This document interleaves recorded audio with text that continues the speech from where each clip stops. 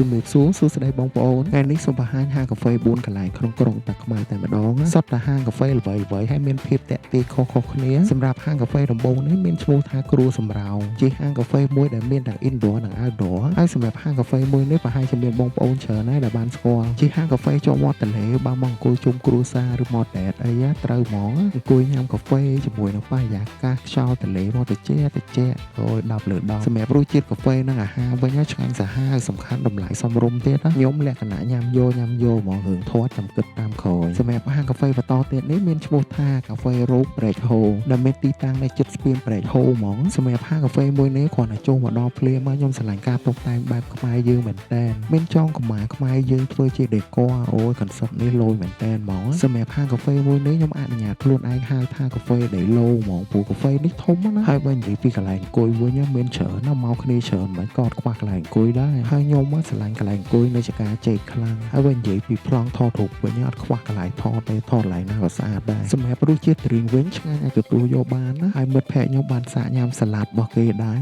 គាត់ថាឆ្ងាញ់សម្រាប់សាឡាត់ហើយខ្ញុំលេបមិនសូវចូលទេបានត្រឹមសាំងវិចសម្រាប់សាំងវិចវិញអាចទទួលយកបានណាសម្រាប់បងប្អូននៅហាងកាហ្វេស្លាមុខស្លាមាត់ណាមកកាហ្វេរូបប្រេកហូនេះមិនខំម្ដងណាសម្រាប់ហាងកាហ្វេបន្តទៀតនេះមានឈ្មោះថាលើកាហ្វេជាហាងកាហ្វេសាមញ្ញមួយក្នុងក្រុងតាខ្មៅសាមញ្ញមែនប៉ុន្តែបរិយាកាសក៏ខ្ញុំឆ្លាញ់ការរៀបចំកន្លែងអង្គុយនៅលើកាហ្វេនេះហ្មងរបៀបថារៀបជាកៅអីពេជ្រនៅឆាយតុកាហ្វេជាអាងត្រីហ្មងធីមអ្នកឆ្លាញ់ត្រីគ្នាយើងមកដឹងត្រូវញ៉ាំកាហ្វេបដាមើលត្រីលេងបដាអញ្ចឹងសម្រាប់ menu ត្រៀងវិញខ្ញុំជាប់ចិត្តជាមួយនឹង matcha cream មួយនេះខ្លាំងមែនតើចំណុចសំខាន់ផងកែវ matcha ហ្នឹងក៏យើងអាចញ៉ាំបានដែរកែវ matcha ហ្នឹងគេធ្វើពីនំញ៉ាំ matcha មួយម៉ាត់ខាំនំនិងថែមមួយម៉ាត់ទៀតអូខ្ទិះឆ្ងាញ់ពេញមាត់ហ្មងសម្រាប់ហាងកាហ្វេចុងក្រោយនេះមានឈ្មោះថា VU សម្រាប់ហាងកាហ្វេមួយនេះខ្ញុំជួបតែចៃដន្យដែរខ្ញុំជិះតាមផ្លូវឃើញក៏ឈៀងចូលដល់ពេលចូលទៅដល់ក្នុងអូឡើងតំណងមានរៀបចំតុក្រោមដើមខ្នោហើយសំខាន់ក្រោមដើមខ្នោនោះមានបងធំទៀតណាដូចជាសត្វឥន្ទ្រីតាមមើលទៅសំខាន់មានទូមានរឹងទៀតខ្ញុំសុំគេងមួយសិនណាហើយ VU ក៏ជាហាងកាហ្វេជាប់មាត់ទន្លេមួយដែរយើងអាចញ៉ាំកាហ្វេមើលទឹកទន្លេបាន